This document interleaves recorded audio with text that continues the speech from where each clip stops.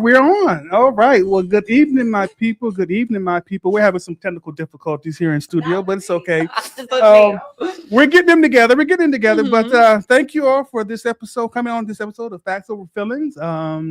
As you see, I do have a special guest this evening with me. My co-host is not here yet. I don't know if he's going to make it, Mr. Jordan Roman, who is running for District 11 State Assemblyman. He's out doing some campaign events at the moment. So what did I say? Oops, excuse me. District 12, not 11, 12. Gonna kill me. He's out doing some campaign event things. So if he can make it before we wrap up, he'll stop by. If not, it's just gonna be me solo and our special guest this evening. Again, just thank you all for coming in. Please make sure you like, comment, and share this information out so folks can see it. That's our purpose. And make sure you engage with us too if you have some questions or comments about today's episode. So as promised, we have Miss Amy Donahue here. Hi, Amy. yeah. Thanks for having me. Yes. One quick correction. I am non-binary and use they pronouns, they, them. You can call me mix, but generally just Amy. Yeah. Oh, just Amy. Just Amy. Okay, correct me. Gotcha. I want to make sure we respect all folks' creeds and whatever you want to go by. That is perfect. So yes, Amy. So tell us about yourself, Amy. A little bit more about yourself. You're a candidate for Congress. I am a candidate for And Congress. what seat are you running for? I am running for Wisconsin's Congressional District 4. Okay. Yep. And then do they have an incumbent? They do. So And who is our incumbent? Gwen Moore is the incumbent. Ooh, boy. Okay, we're gonna have a good discussion tonight. Yep. So, tell us what got you entered into this race? Yeah. There's like lots of little pieces of the story actually. But kind of the main thing that got me into this race this year at this time is that I have been working with a few grassroots organizations over the last couple of years. I'm a pro-Palestinian organizer. Really? Mm-hmm. Okay. Yeah. I'm one of the founding members of Healthcare Workers for Palestine. Wow. Among other things, there's lots to the story, like I said, but for the last couple of years, we've been petitioning to get Representative Moore to sign on to a specific piece of legislation. Okay. It's called Block the Bombs, and it would stop our taxpayer dollars from being used to buy bombs for Israel. Those bombs are then being used to kill children. Okay. Yeah. Have you been over to Palestine? I have not been to Palestine. No. Okay, but you've just participated in the protests locally. Yes. Okay. This is what I mean by like the story always starts like there's always steps before the story, but I'm Irish German. I have been living in Milwaukee for 15 years, but I'm not from here originally. Okay. I am, I guess, third generation German on my dad's side. My ancestors came. Is that where the Donahue name comes from? The Donahue name is the Irish side. Yeah. Uh-huh. The Irish have been strong on the Palestinian fight because we know what it's like. There's the English colonization and just kind of fighting that, famines, things like that. Kind of been speaking to the Irish people. I've learned a little bit more about my own Irish ancestry, like learning from the Irish support for Palestine. Okay. But on the German side, I always knew that or at least my understanding is that my great-grandmother came over right after. Yeah, my great-grandmother, I believe, came over after World War I. Her mom was a stewardess or like a service worker on a cruise ship and brought her daughter over just because of like the economic fallout after World War I and was like, this is not a good place to be. New opportunities in the US. We've got the documentation from Ellis Island. But the long story short with that is that I grew up not being proud of my German heritage, like a lot of Milwaukee is. Like we were like, we don't as far like we don't know the Nazis in our background, but they're there. Because the German side. Because the German side, yeah, Gotcha. German Lutheran, and it's like relatively recent as opposed to like the folks that I know who have been like in the Milwaukee area. Like if they can go back those many generations, like they don't even necessarily remember. But my grandmother like still spoke German as being raised a little bit in her house. So, anyways, I also grew up with that like never again means never again. And I've done other organizing work and tried to like just speak up for folks when I can and be there in those spaces. And so, yeah, there's lots of other little tangents and things within that story, but that's how I kind of originally got involved in the Palestinian organizing movement within Milwaukee and kind of the intersection of various groups that were involved in that. Okay. And so with that sounds like that kind of spawned your interest in running for local elected office. Yes. So after 2 years of getting many people to sign these petitions asking Representative Moore, who I've knocked doors for and have also canvassed for like over the years. But she just kept not signing and would just say like, it's not, we don't actually know the reason, but we deliver the petitions and we just didn't get any response back. So folks involved in some of those organizations, specifically Peace Action for Wisconsin, started asking and putting into some of our organizing communication channels, like the group chats and things. Like, is there anyone who would be willing to run against Representative Moore at this time, just to give us a choice, because we can't vote for genocide anymore. Like we're either going to leave it blank or not go. So I joined that group of trying to find somebody to run and started talking to folks in my circles. I'm sure those folks said, well, why not you? They did not. They didn't. Okay. No. Okay. Because it just didn't kind of come across their mind. I've held various offices before. I've run for office, but not like public elected office. I'm like active in my professional networks.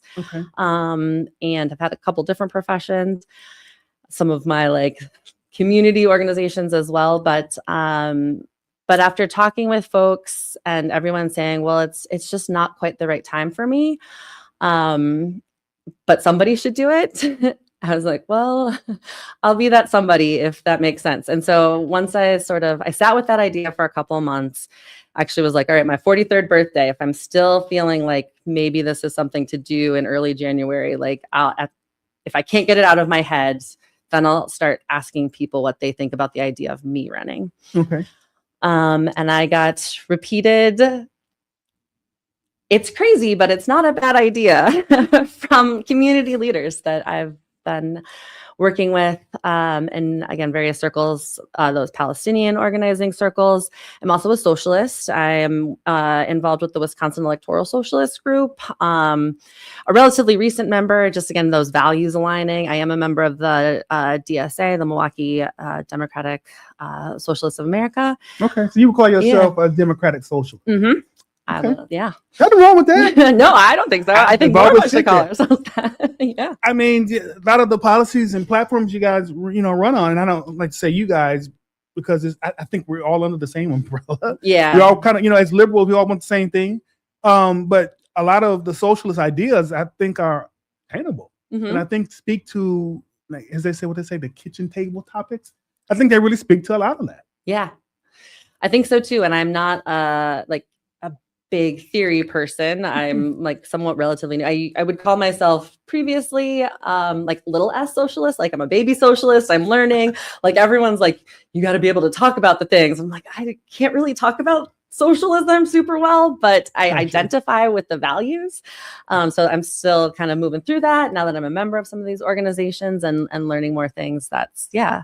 So that's, again, part of how I got to this point of running for Congress. Yeah. So what led you to want to be on the liberal side? The liberal side, yeah, and that's sometimes a little loaded word too. In that, like, there's the folks talking about like the Democrats and the Republicans. Sometimes it's hard to tell them apart. But the right's moving right. Someone said that. Yeah. Actually, I mean, the number of people who are saying it in different spaces, it's a really interesting conversation. But again, I come down to we're human beings and where's the connections? But I'm going to go back a little bit to, I went to undergrad in Grinnell College, which is in Grinnell, Iowa. Like I said, I'm not from Milwaukee. I'm actually from the East Coast. My dad's from Brooklyn. My mom, like I grew up my early childhood in my mom's tiny town in upstate New York near my dairy farming grandparents. So I've got some dairy farming roots in a very different state. But was getting away from the East Coast. My parents were like, you can't go all the way to California. So I ended up in Iowa, in the middle of nowhere, but definitely in the middle of nowhere. Yeah. It's a school where most of the students study abroad. It was also like, it has the best, it's a private liberal arts school. And there's a lot to be said about those things too, but it was a cheaper one at the time. And I'm proud to be a Grinnell alum. Don't actually know how much it costs anymore, but they gave good scholarships and I was able to get in. And my first week there, 9/11 happened. Yeah. So that was a big moment. I mean, I will say that I grew up as a Democrat. So again, there's always like a place. Parents liberal. Yeah. Anyway, Yep, for sure. Okay. In 2000, I was 17 3/4 and couldn't vote that year. I would turn 18 in January, and my dad was like, who do you want to vote for? And having done a lot of comparison of Al Gore and Nader, I actually asked my dad to vote for Nader in Pennsylvania. Oh, so it was your guys' fault. Yeah. Okay. Gotcha. We can put that blame on you. Okay. Not on the Donahues. Chads, it was the Donahues. It no was relation the to Bill Donahues. Donahue for anyone on the East Coast who would get that. But yes, at least probably somewhere, but not that I know of originally. So yeah, parents, Grinnell, 9/11. I had like my high school friends, one of my best friends actually was in the reserves, like joined the reserves to pay for his college and got called up and served in Iraq. And like just learning about that, going through things and working with some of my friends, like becoming a conscientious objector was part of conversations and some folks. We had a large international population too. There were people from Iraq and Saudi Arabia and Afghanistan. And it was just this like place where we were all talking about how scared we were. My grandparents were still in New York City too. So it was just this moment of like really understanding how complicated the world is in a way. And that like there are these powers at play that like it's about money, it's about power and like our complicity in some of these things, and we just need to build a better world. Agreed. Started there to some way. It's a pie in the sky, but one step at a time kind of thing. Okay. Yeah. Okay. And then what led you to the socialism part of it? Healthcare. Right. So yeah, I am a healthcare worker. I was a medical librarian for a long time. A what? Medical librarian. What is that? Yeah. As an academic librarian most of the time. So somebody who like works in colleges and like helps the students and gets everything, teaches them how to use their citation managers and like helps them learn how to search the databases or find the books they need for their research.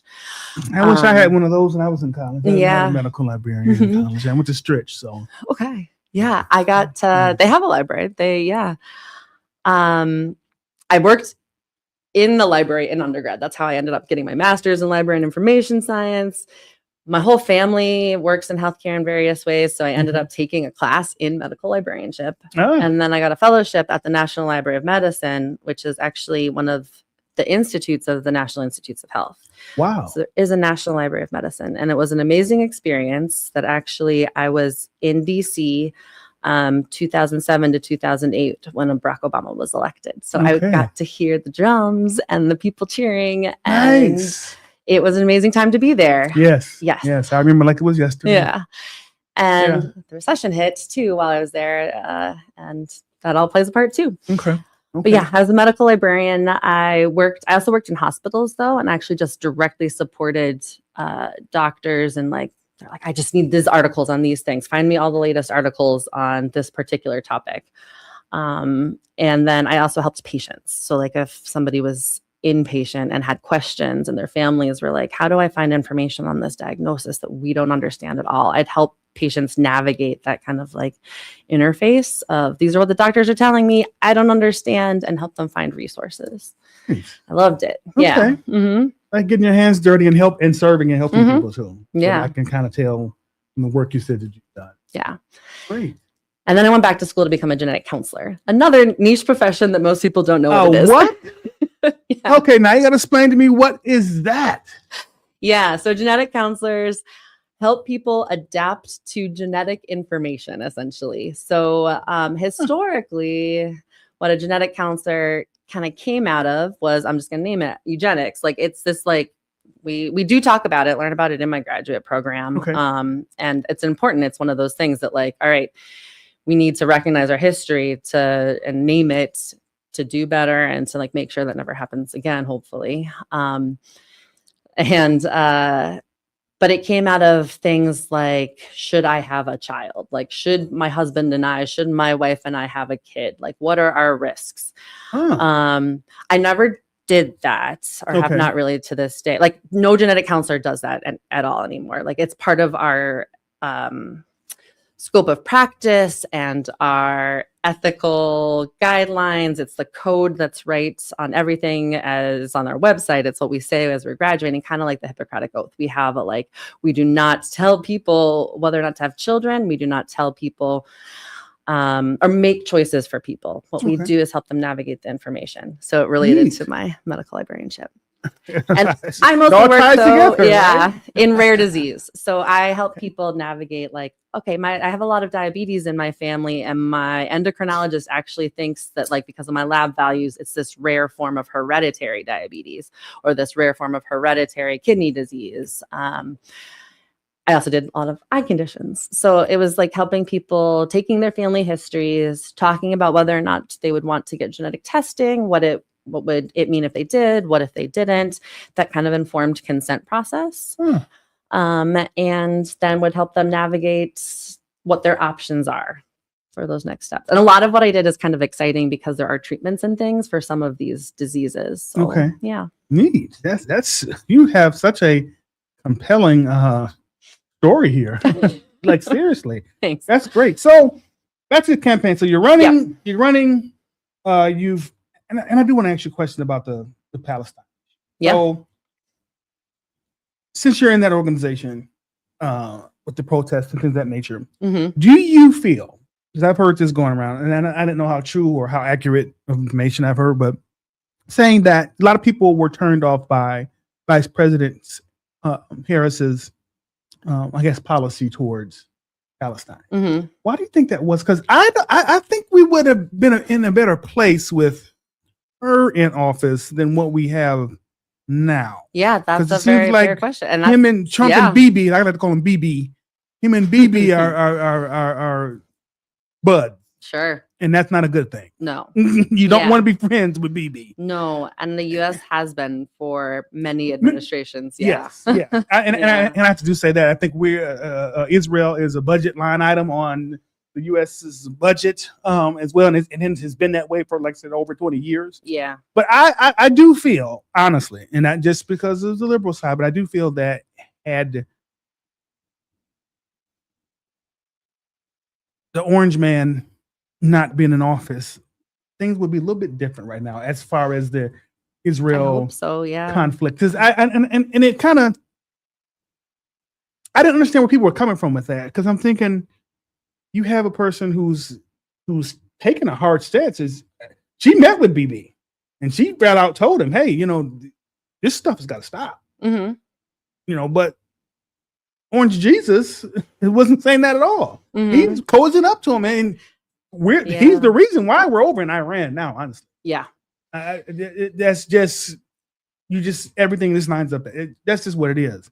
But I don't understand why people felt that way. And I'm thinking, but he has told you or shown you nothing that's going to make me believe that he was a better person to handle that conflict. Yeah, for sure. I'm not sure what the question is then, because I think we're in total agreement here. Yeah. No, I was just asking to see where you were at with it. And did you have the same understanding? So it sounds like we did. We do. Yes. That genocide is terrible and horrible, and Trump is also committing genocide. And that doesn't mean that you're, and this is the thing, then people call you an anti-Semite if you were going against Israel. That's not anti-Semitism. No. To say that it's wrong for you to kill people. How is that anti-Semitic? Yeah. Uh How huh. did they feel? If not you, how did the group that you work with that were How- trying to assist with Pakistan, how did they handle that? With Palestine. Yeah, Pakistan. Yeah. So Healthcare Workers for Palestine is the organization that I organized with the most. We are part of the Wisconsin Coalition for Justice in Palestine. Okay. And it's a very broad coalition. No one's a monolith. Right. So I think I think I know what you're asking, but it's still like a tricky thing. Like I did not vote for Trump myself. I don't know anyone who voted for Trump myself personally. Within the organization yeah. either? Right. Yeah. Okay. I will say that I do know people who didn't vote. At all? Yeah. Okay. Or good. voted green. Or voted a different party potentially. Yeah. I don't. Jill Stein. Mhm. Yeah. They voted for her or Potentially. Yeah.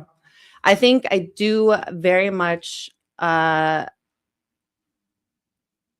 feel that we all need to that our politicians are the people running for office need to earn our votes. Yes. Right. Yeah. Always. Mm-hmm. Even though a person that was elected official sat here and told us that, we need to seek them out. Yeah. But we'll address that later. Yeah. And I think I am going to be upfront because this is an opportunity to put to light something that I also talked with Nick Chuog about. He's the chair of the Black Caucus for the Democrats. Yeah. I reached out to him. Yeah. So Healthcare Workers for Palestine, we're an organization that's just grassroots. We specifically organize around things like trying to get the American Medical Association to name the genocide in Palestine the same way that they were bringing light to what was happening in the Ukraine. Okay. So that organization was doing its own thing. We did, I believe, sign on in general to the undecided campaign that spring to try to just pressure the Democrats to recognize that this is an important issue, that Palestine and taking AIPAC money is not okay. And we need better candidates to earn those votes. And then there was the Listen to Wisconsin campaign that I worked in. So again, I'm talking for myself here, that I participated in the Listen to Wisconsin campaign and organized with them to, again, not telling anyone who to vote for, who to not vote for, whether to vote or not, but just saying, hey, we have voices. And if genocide is not okay with you, then let's use our voices to say genocide is not okay. So yeah, that's where that work that I did was along those lines, again, tying back to my values, not telling anyone who to vote for, who to not vote for, actively working against Trump, but still saying to vote for somebody is still something. Yeah. I think as American citizens, I think we have that right to hold our elected officials or folks that aspire to be elected officials to that standard. There's no problem with with saying folks, hey, you do have to earn our so there's no issue with that. I wish that this would have went differently. I just don't like the brush that was painted with Vice President Harris. I think she would have been a much better diplomat with handling that whole situation than what we're in now. That's just my take. So, and she even had a detailed plan on how she was going to deal with that whole thing, and For sure. had it all written out. But we deal with concepts of a plan. So yeah, here we are. So back to your campaign. You're running for Congress. Yep. Against an incumbent who's been in office for over 20 years. Mm-hmm. What? So Gwen Moore's my congresswoman. What would you say to a voter like myself? She's been my congresswoman. I'm 40, so half my life. Yeah. What would you say to a person like myself who's saying, okay, I'm okay with her stewardship of her district. Why should I vote for Amy? Yeah. Because I think Milwaukee deserves even more. That Milwaukee deserves that the Congressional District 4, which includes and has changed over the last few years. There have been the shifts with the maps being redistricted, and that's a whole which is a whole other thing coming forward. And Wisconsin has some protections. But yeah, that's a whole thing to talk about for sure. But from West Dallas, Wauwatosa, Milwaukee, Brown Deer, Glendale, all of those communities, I want healthcare for all. Okay.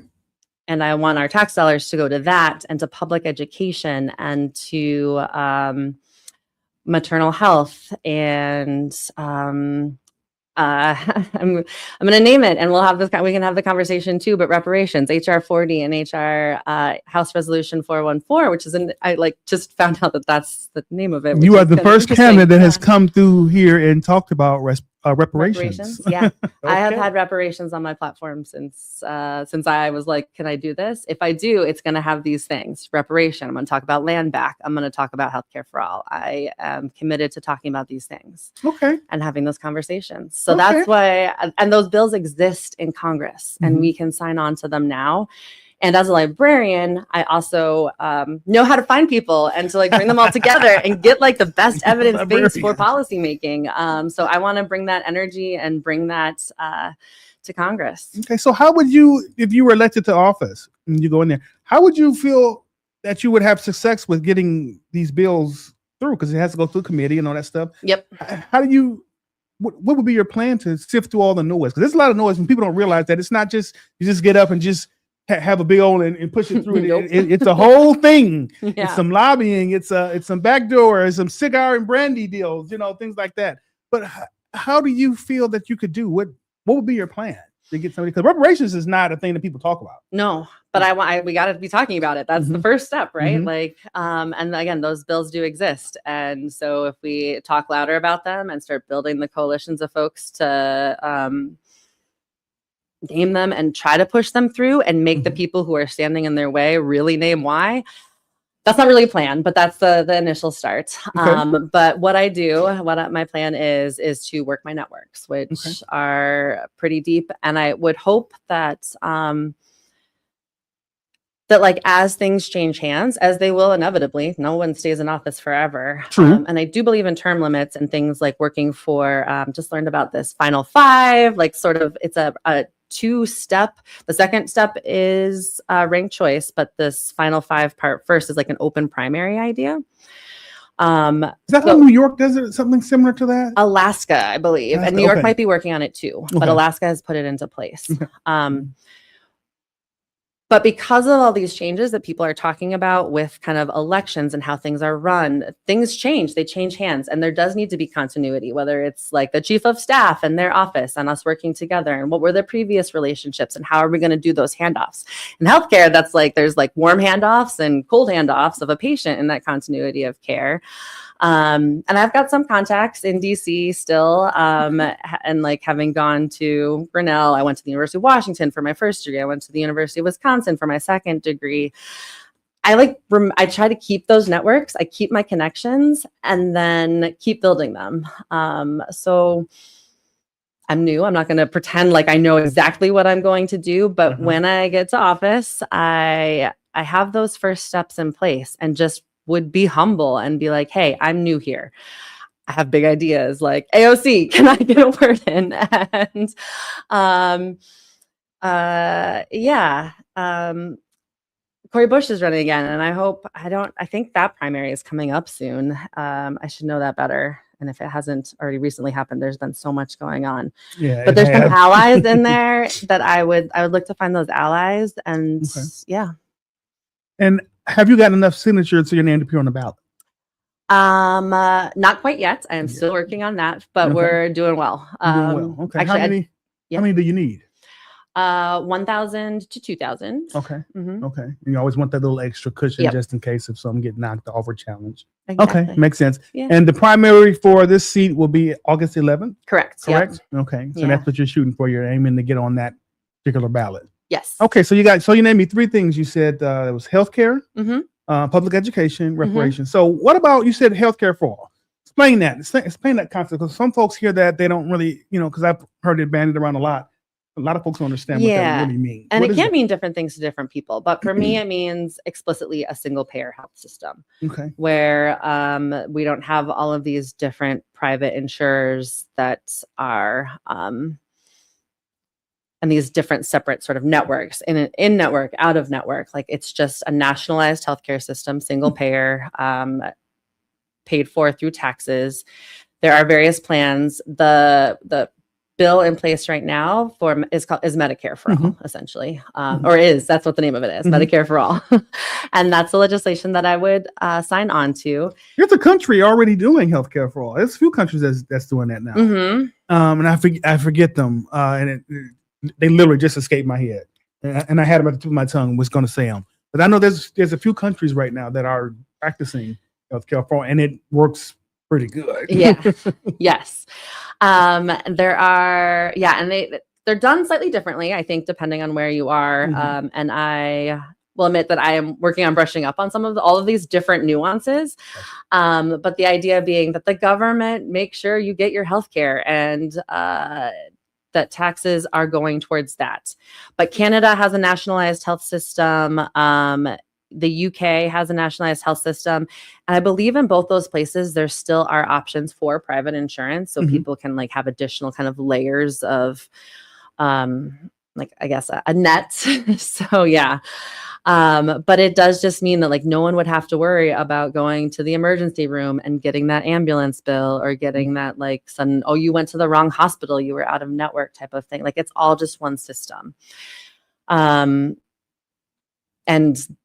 the big thing being that the insurance lobby that gets a lot of money up for their CEOs and their shareholders are going to be the ones pushing back, and are the ones pushing back. Of course. Yeah. But there's an organization called, I'm going to blank on the name. I'm going to even actually try to see if I can find it on my phone. We are facts over feelings for a reason over here, because we make sure that we put out facts. Yeah. It's Physicians for a National Health Program. Okay. They're based in Chicago. I've been following them for a while. They actually came out of, Dr.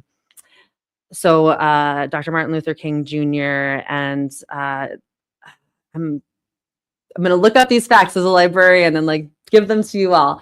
But there was somewhere, I think it was like 1963-ish, there was this recognition that the American Medical Association was racist.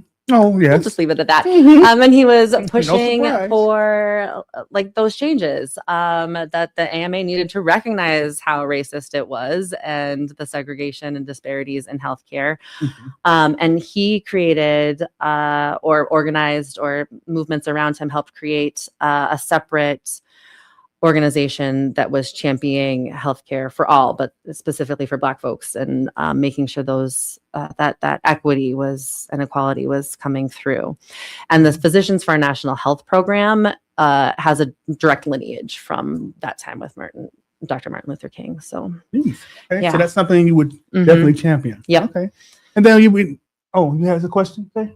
No. Oh, okay. So then you said about education. So I, especially here in Wisconsin, I love to hear things like that, because I just think our education system here has been totally torn to shreds by the Republicans in our state legislature here, and by the Republican representation that we have in Congress as well.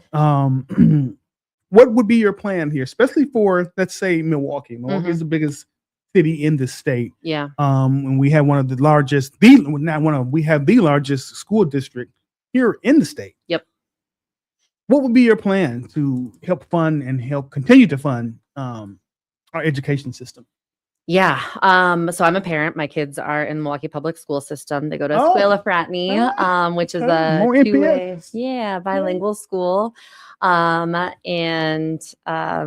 I've been actually working a lot with a group of parents called MPS Parents Organizing for a Fair Budget, or MPS Parents for a Fair Budget. Okay. I'm on our school engagement council, and there's some folks, parents, teachers, some people who overlap. It's like a big Venn diagram sometimes in all of these spaces, who have been really pushing and trying to work together. And it's like this, we all kind of see it as we're like fighting over scraps, and we really need to recognize that like this scarcity of money is manufactured, that we have the resources in this country and in this state to fund public education, so that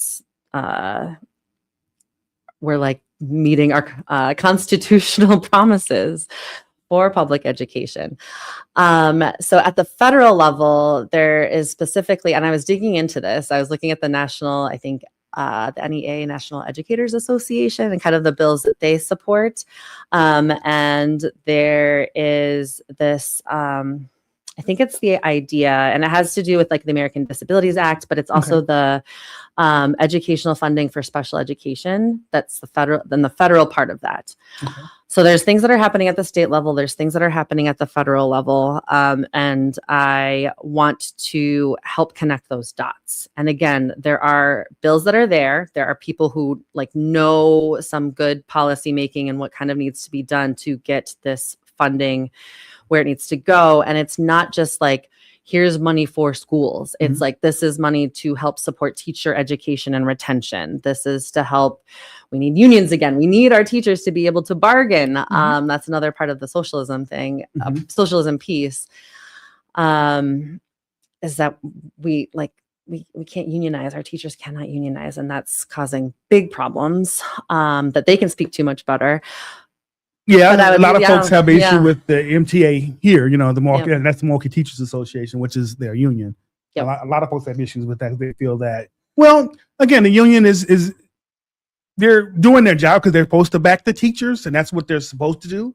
But a lot of people say, well, because of that, a lot of things don't get done as it relates to the educational portion. Sure. I am fully supporting the MTEA. I'm going to try to seek their endorsement and love what they do. And they don't have the tools. That's what I'm trying to say is like, because of Act 10, teachers we don't have the union power that we, and I think that's, and again, I come from a labor family myself, marched in unions, and didn't realize a few years later, my mom, we were talking about stories about when I was little. And I said, Mom, I remember walking with you and your coworkers. My mom used to work at Ameritech back in the day. Okay. That's where she retired from, her and my aunts. And they went on a union strike one time. And I remember going out with my mom with pickets. I said, Mom, do you remember? She was like, yeah, we were going against the union. I'm like, oh my God, you have me in a picket line at 5? Yes, just hilarious. Just thinking back to that. But yeah, I think that unions are needed. Act 10 was one of the worst things that could happen and has happened to Wisconsin. Unions are the backbone of this country, I believe. Unions are the backbone of the worker. I think without those protections, without having that benefit, you're opening yourself up to corporations being able to do whatever to their employee, and I think that's unfair. So yeah, I do support, and I'm glad you are seeking their endorsement. I think that'll be good for you. Yeah, I know all of these things will be conversations and long shot, but at the end of the day, like having the conversations is valuable in and of itself. So and not to say, I mean, everything that all these systems can have corruption. Oh yes, of course. So yeah, we have to keep accountability and all of those pieces. But yeah, I think just coming full circle back to that education piece, what I see things at the federal level, there are specific pieces of legislation that I see that there are potentially some gaps as well. And this goes from actually from daycare, from like 0 through like lifelong education. So those are the things that I want to support from the beginning throughout life, and making sure that we have access to learning and getting those facts.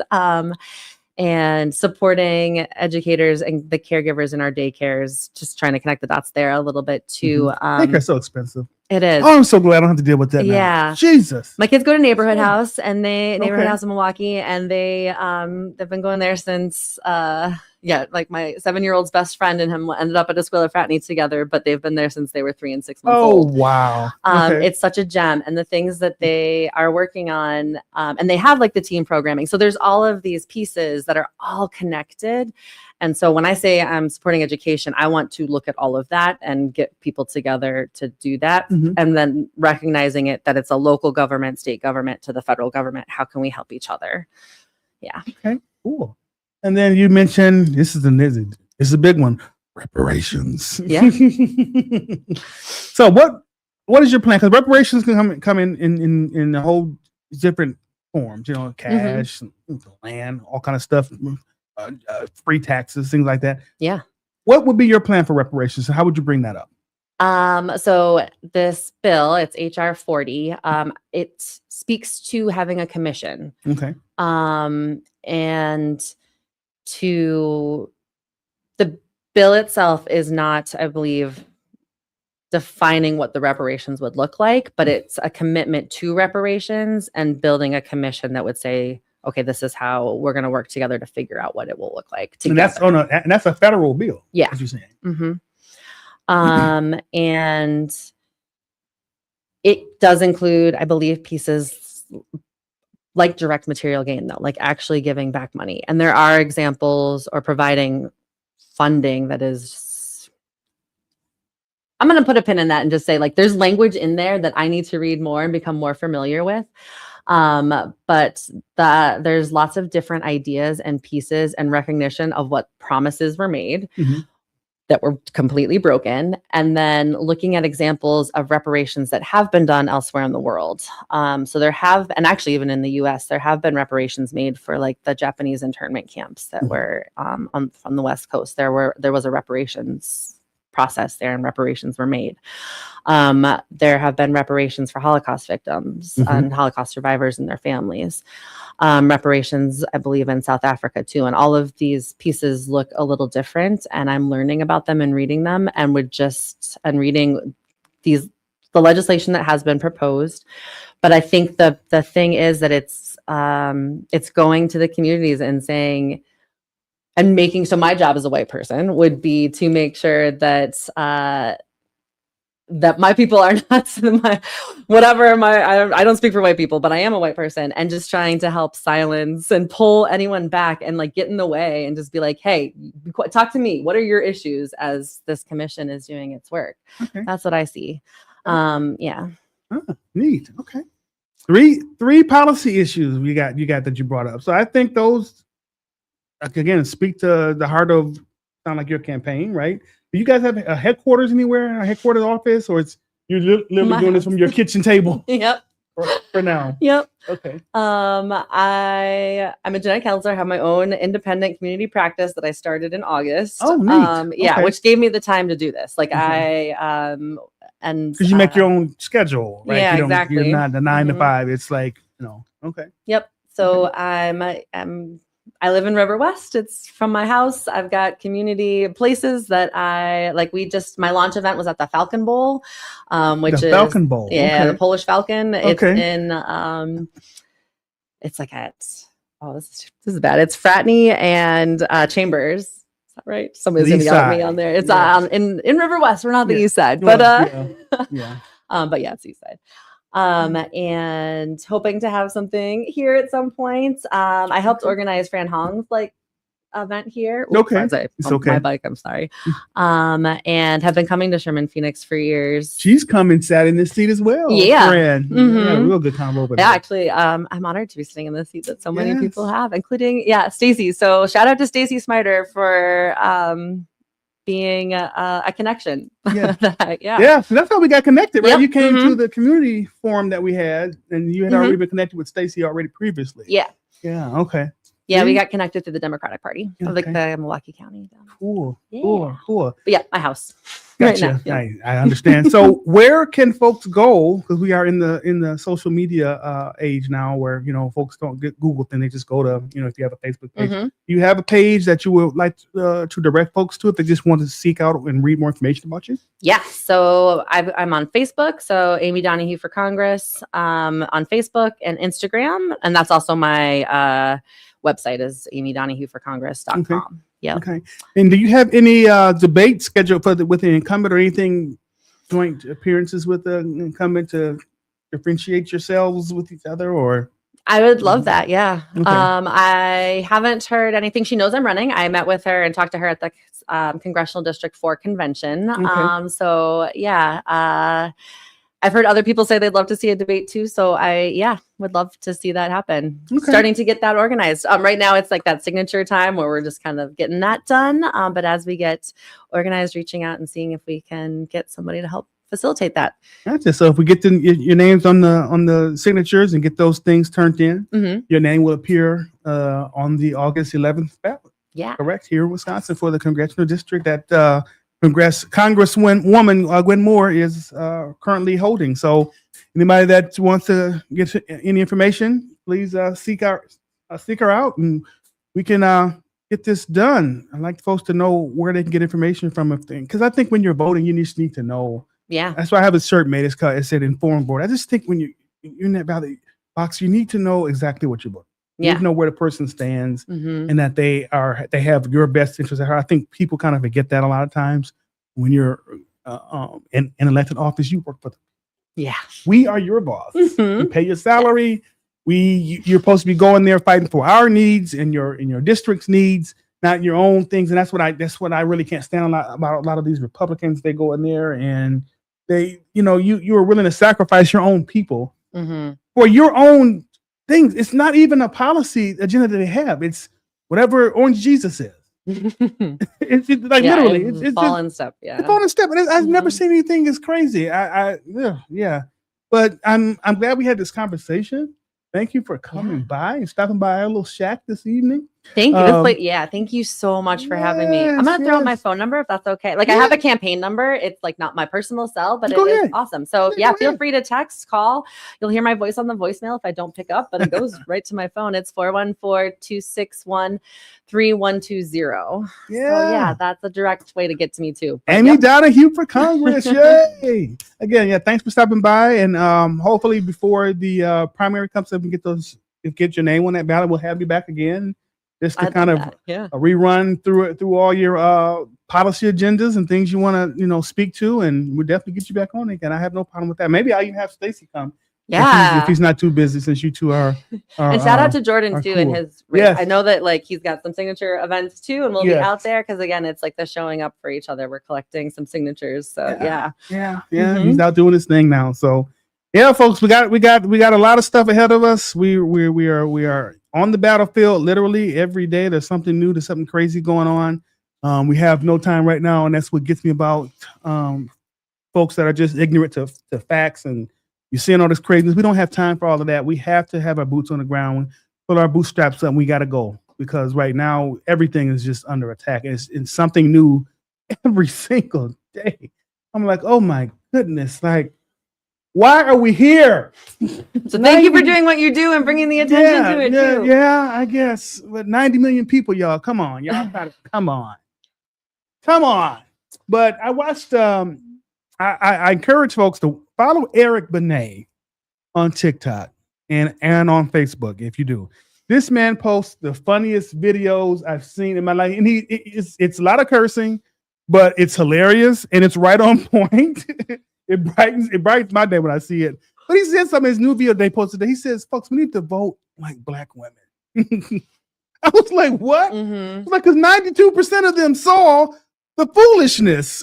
And I'm like, that makes sense. 92%, it was 92% of black women, 88 or 89% of black men. 2016 too. Yeah. And they saw the foolishness. And he's like, and that's why he said, I'm telling you guys, like, follow the black women, because they know what's up. They can smell a rat and they can see through bullshit. That was his exact words. And I'm like, you know what? That makes sense. So folks, make sure you get registered. We have no time to be sitting on the sidelines. It takes nothing. It takes literally 5 minutes to get registered to vote. You can vote. I mean, you can get registered at the polls. I know midtime we'll probably have early voting going on again. But we have no excuses, people. We have to get up. We have to start getting ready, because they are coming after us with a vengeance for whatever reason. They're just trying to make it and muddy the waters. They got the midterm elections that's coming up. They're trying to muddy that up with these newly drawn out congressional maps and all this craziness and gerrymandering. It's just wild. It's just a wild time.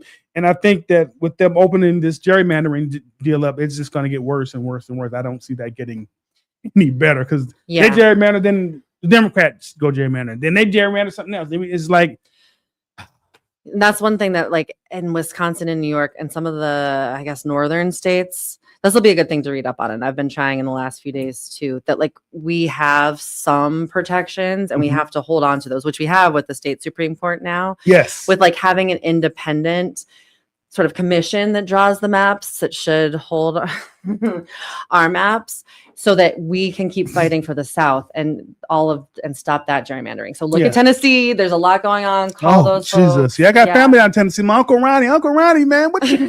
I feel for y'all. Yeah. And there's things we can just be loud and like, if not like change it, at least like halt it, slow it down, get in the way of that stuff. So let's keep up those things too. Definitely. And then what happened in Virginia, they did the right thing, take it to the voters. Voters voted like they should have.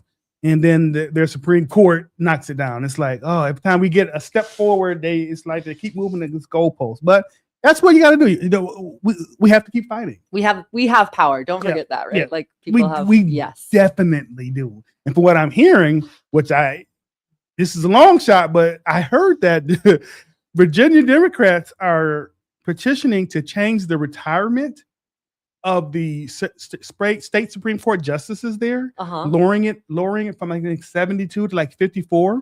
And if they do that, if they're successful, all of those judges will have to automatically retire, and then they can vote new ones in. So if that happens, I'm like, oh wow, that's the nuclear option for real. Yeah, but that's what I'm hearing that they're talking about doing. So gotta get creative, right? You have to, because they're very creative at things that we thought were settled law, as they said. When they those MAGA Supreme Court justices, all said, we're not gonna change this. We're not going to go against that because this is all settled law. And the first thing they attacked, so things that were settled law. So we got to fight, but we got to make sure we got, like I said, we got our boots on the ground, boots strapped up, get in there. Folks, make sure you just go get registered. We got to vote. If you need help, inbox me. I will take you to the polls. I will take off work to take out to the polls if need be. I just find that so serious, especially now with them trying to, gut and have gutted the civil rights bill and things of that nature, like all this craziness. Like we can't just sit back idly by and keep letting this happen. Like at some point we got to stand up, and our power is in the ballot box. I don't know why we keep feeding the power to them. Yeah, but our power is right there. So we just have to make sure we're using it. Real quick, my son plays for the Milwaukee Hitters. I don't know if you have seen them. They are playing at they play for the Admirals right now, but they are soliciting some help for some funds. They said they have a goal to reach of $3,000. That is to help the purchase of sticks and drum heads.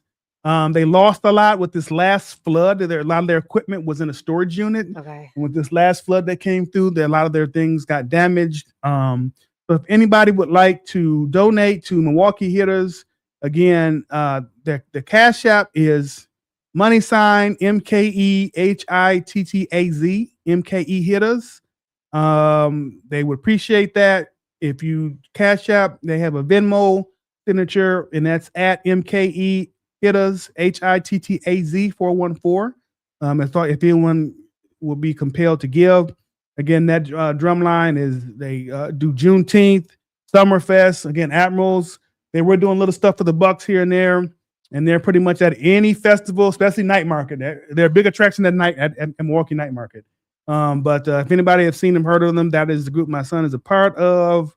But they are asking for some donations to help replace drum equipment if need be. So make sure we hit them up. They're local and they are phenomenal. And I'm not just saying that because my son is a part of it, but they are phenomenal. I just have to plug that in there. All right. Anything else, Tay, we missed? We good? All right. We're going to go ahead and wrap. Amy, thank you. Thank you. We had fun, didn't we? Yeah, See, I really appreciate it. You was all nervous. You was nervous. I was nervous. Yes. I especially get nervous when I care. And y'all care too. I told you it wasn't going to be bad. We don't do things like that unless you're a MAGA Republican. Then then we kind of turn the heat up. But, we kind of play on the soft side when one of our kind's in. Yeah. But again, thank you for stopping by. We're going to have you again. We were going to launch a community forum Saturday. We're going to cancel that and move that at a different time because guess what? My alderman reached back out to me and said he wasn't able to make it. So we're going to make sure we make this available for him. And Supervisor Martin also reached back out. And due to scheduling conflict, she was not able to make our community forum that was going to be held this Saturday. So we're going to reschedule that. And a new date and time will be forthcoming. I'm going to get back with the alderman and our county supervisor to see if what date, either this month or next month, works. And then we'll make sure we get that information back out to you guys. But they did reach back out, so I don't know if they heard. I don't know if Jordan was here. Did he hear back from Mandela Barnes yet? We're still waiting on you, brother. We're waiting on you to come on through. This is the same issue we had last time when you ran for senator. You weren't reaching out to folks that you need to talk to, so we giving you a chance. And as you see, the show is very friendly. So just come on through. Don't be scared. Don't be scared. But thank you all for tuning in. You guys have a great evening, and we will be back next week.